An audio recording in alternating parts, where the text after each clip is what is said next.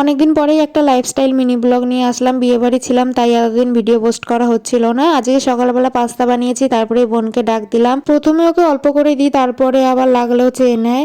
মা এদিকে অল্প কিছু জামা কাপড় কেচে দুপুরে রান্না চাপিয়ে দিয়েছে। আমারও কিছু কাজ ছিল, সেগুলো কমপ্লিট করে স্নান করে এখন খেতে বসেছি। কালকেই সবার জামা কাপড়গুলো কাঁচা হয়ে গেছে, আজকে একটু রোদে দিয়ে এখন একটু শুকিয়ে গেছে, তাই এখন বিকেলবেলা সব জামা কাপড়গুলো ভাঁজ করতে বসেছি। তারপরে সব জামা কাপড়গুলো ভাঁজ করে রেখে কিছুক্ষণ পরে রেডি হয়ে গেছি। বেরোতে বেরোতে প্রায় সন্ধ্যা হয়ে গেছে। আজকে সব বন্ধু বান্ধবরা মিলে একটু বেরোনোর প্ল্যান করেছি। প্রথমেই চলে গেছি শপিং মলে শীতের কিছু কালেকশন দেখার জন্য।